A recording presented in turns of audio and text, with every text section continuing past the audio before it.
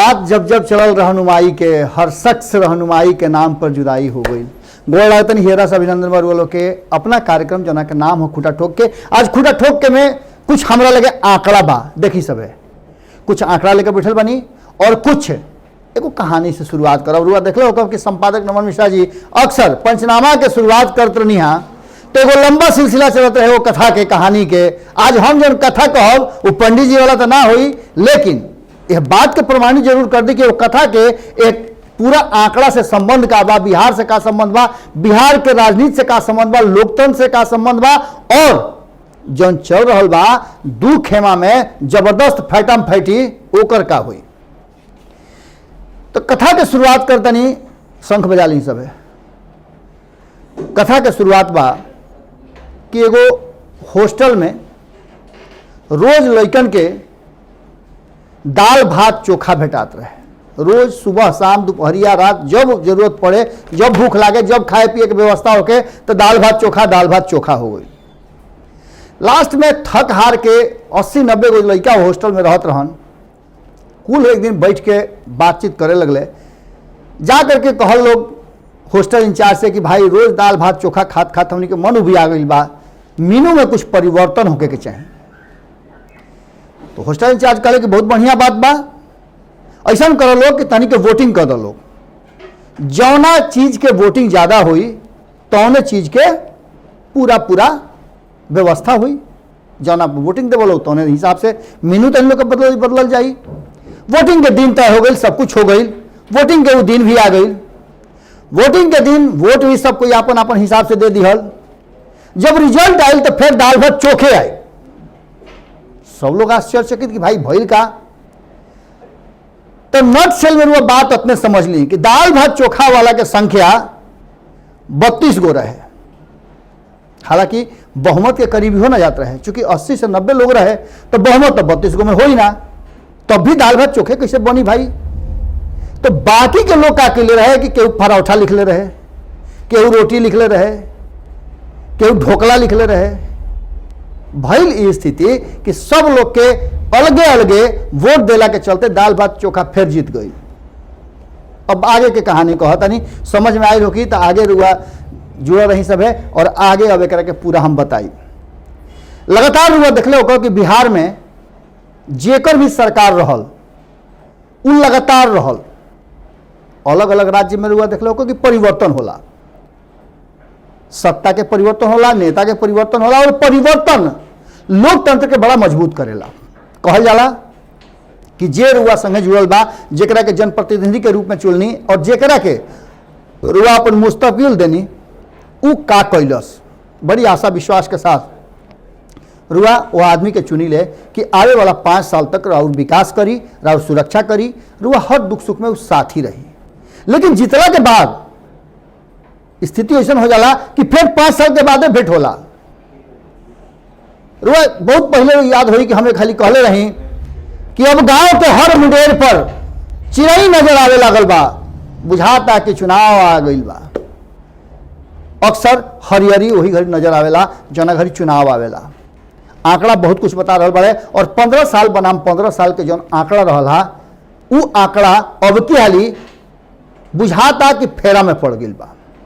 फेरा में से पड़ गई बा कि आंकड़ा ये बता रहा बड़े कि जब जब नीतीश कुमार या फिर लालू प्रसाद यादव अपना अपना हिसाब से राजनीति के नया दिशा और धारा चुन ले बड़े तो परिवर्तन भइल बा।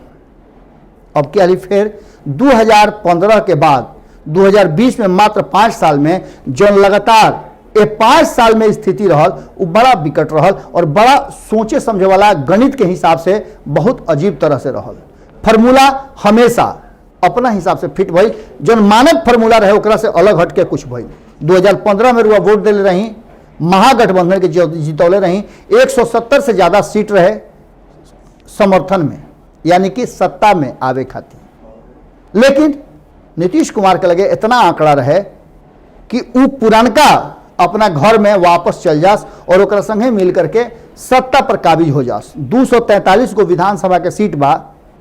एकरा में रुआ एगो चीज देख लो कब कि लाख हो रहा बा, बहुत तरह के बात हो रहा बा कि सवर्ण लोग के स्थिति खराब बा, फलाना के स्थिति खराब बा, हिनकर स्थिति खराब बा, हुनकर स्थिति खराब बा, लेकिन आंकड़ा बता रहा बड़े कि कहीं ना कहीं नीतीश कुमार जौन जातीय समीकरण के आधार पर और भी कई आंकड़ा के हिसाब से जौन उनकर प्रतिशत बा, उनका समर्थन के प्रतिशत बा, वो बहुत कम बा, लेकिन फिर भी 15 साल से सत्ता में काबिज बाड़े।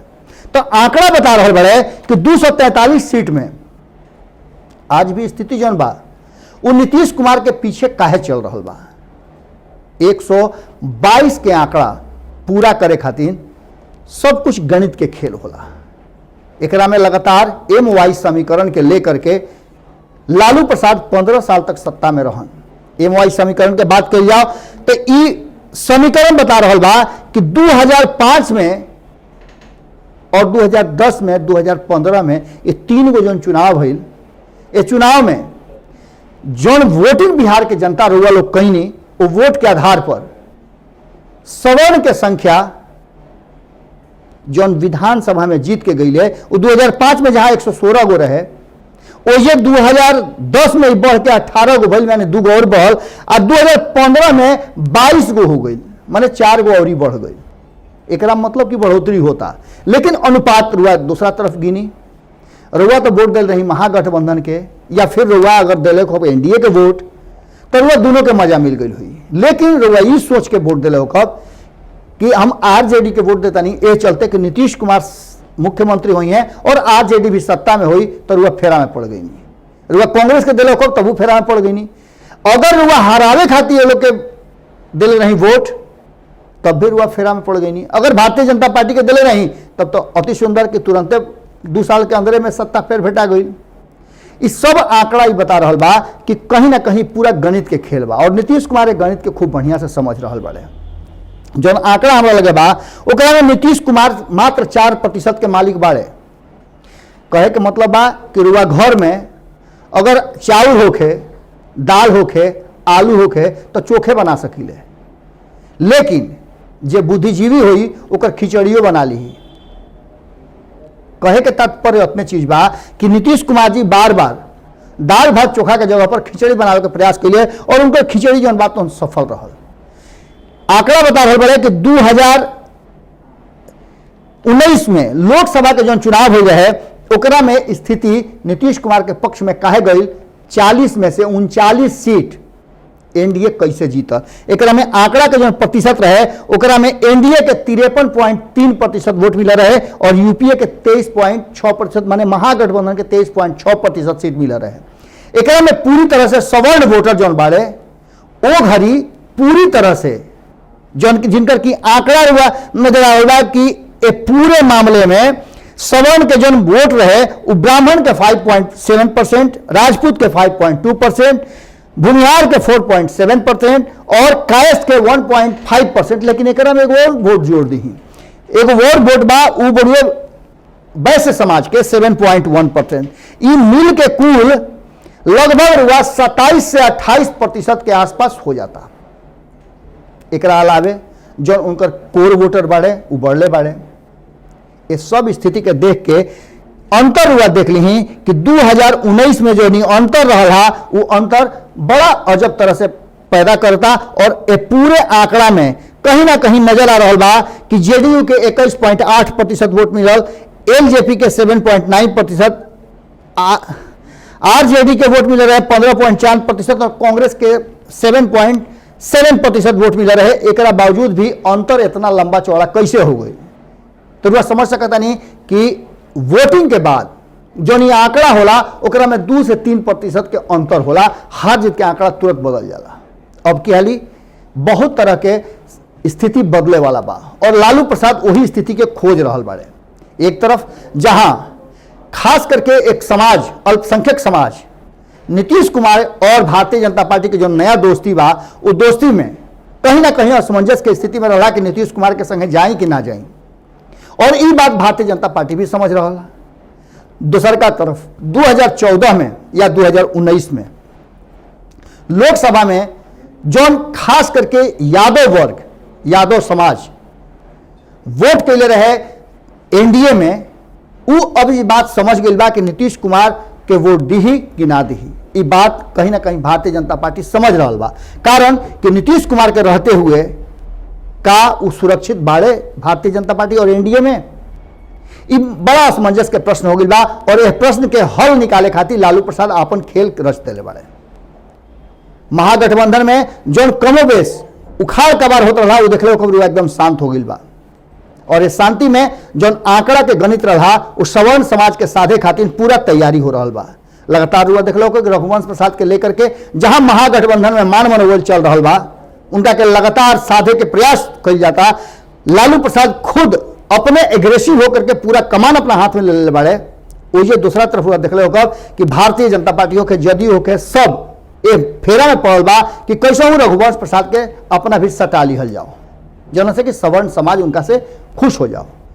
एक गो खाली मामला रहा जौन मामला कहीं ना कहीं सवर्ण समाज के थोड़ा सा लालू प्रसाद और तेजस्वी यादव से अलग रखत रहा जना के काट करे खातिर रघुवंश प्रसाद पहले ही से तैयारी कैले रहे।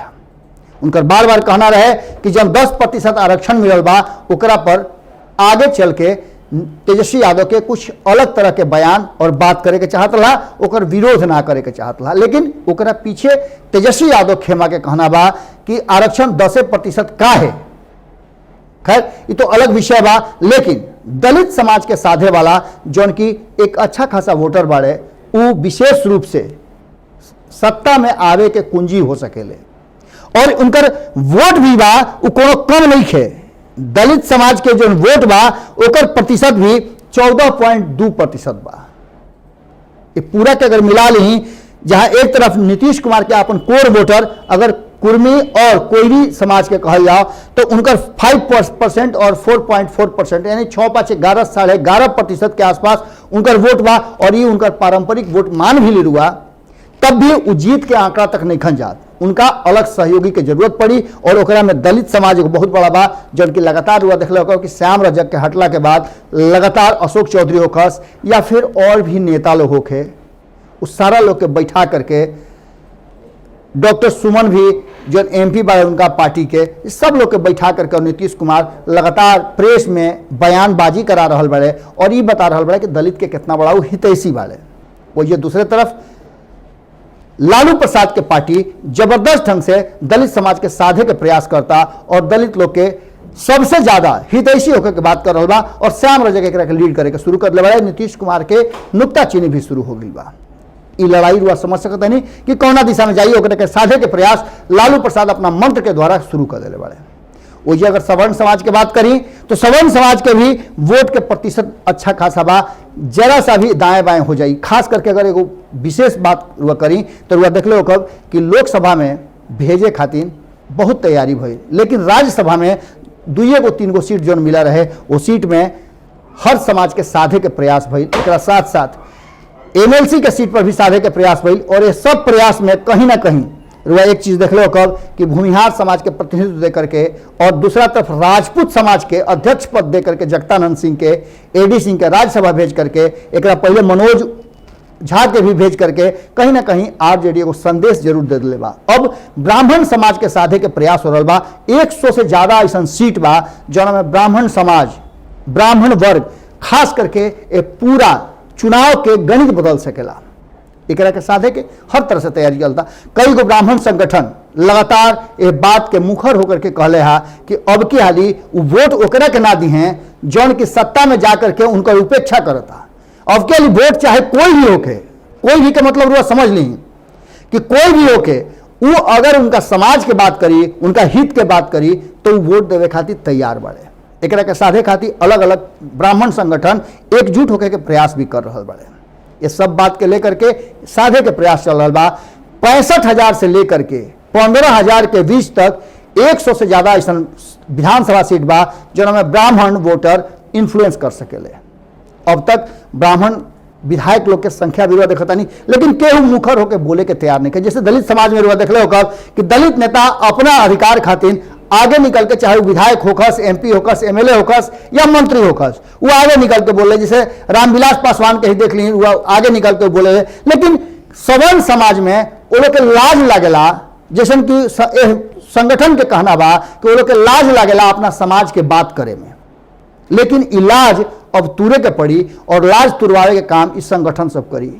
अब यही पर पूरा ध्यान कहीं ना कहीं लालू प्रसाद के बा और लालू प्रसाद के टीम लग गई बा यह पूरा समाज के, सवर्ण समाज के और दलित समाज के साधे में। ये बड़ा आंकड़ा हो सकेला और जीत हार के अंतर पैदा कर सकेला। ये पूरा आंकड़ा के हिसाब से रुआ के जिसने बतौले रही कि सवर्ण समाज से लेकर के 2014 से रुआ अगर शुरुआत करें, जब से नरेंद्र मोदी के पदार्पण भइल तब से लेकर के अब तक यह 2-3% जो वोटवा बा जो एने से उन्हें पलट देता। बाजी पलटे में यही लोग के काम बा। जो 2014 में नरेंद्र मोदी इतना उफान से जीत के अले, वो 2015 में बिहार में आके मुँहकुरिए कैसे गिर गई, तो यह 2-3% वोटवा रहे। एक बाद 2019 में ओकरो से बड़ जीत हासिल कैले। अब क्या तो नीतीश कुमार वो खेमा में रहन, फिर से परिणाम बदलल और कहीं ना कहीं महागठबंधन पर एनडीए के बड़ा जीत भइल। एकरो में अंतर उतने कुल रहे।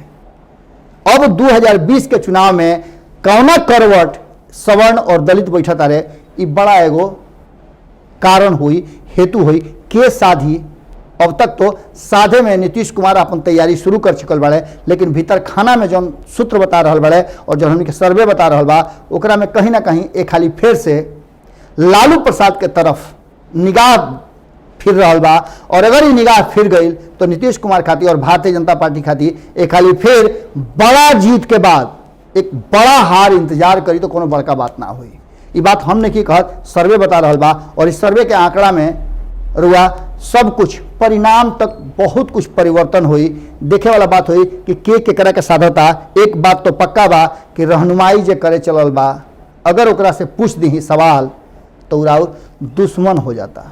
याद रखी सबे, दाल भात चोखा परिवर्तन अगर करे के बा तो ओकरा खातिर रउआ अलग अलग कोटा में ना जाए के पड़ी, बल्कि 33 लोग जौन वोट दिले रहे दाल भात चोखा पर, ओकरा के अलग करके रुआ एक खाली दाल भात भुजिया खातिर वोट देवे के होई और दाल भात भुजिया पापड़ अचार सब रुआ भेटा जाई अगर रुआ एकजुट होकर के कहीं वोट करी और रुआ अपना अधिकार के प्राप्त भी कर सकिले, दबाव भी अपना प्रतिनिधि पर बना सकिले। कारण कि अंततः मालिक तो रुए बानी, जनता जनार्दन मालिक होले। ये लोकतंत्र के अपना अधिकार के समझी, अपना भविष्य के समझी और एक संवारे खातिर एक सक्षम उचित उम्मीदवार के वोट दी।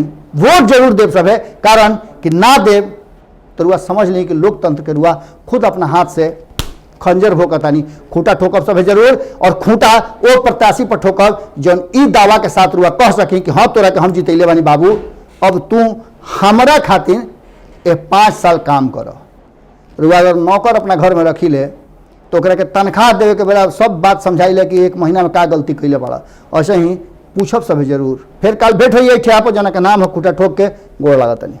बढ़ाएं अपना कदम सक्सेस की ओर शिखर करियर इंस्टीट्यूट के साथ। शिखर करियर इंस्टीट्यूट पूर्वी भारत में एकमात्र कोचिंग संस्थान जो एक्सक्लूसिवली है मेडिकल एंट्रेंस एग्जाम के लिए।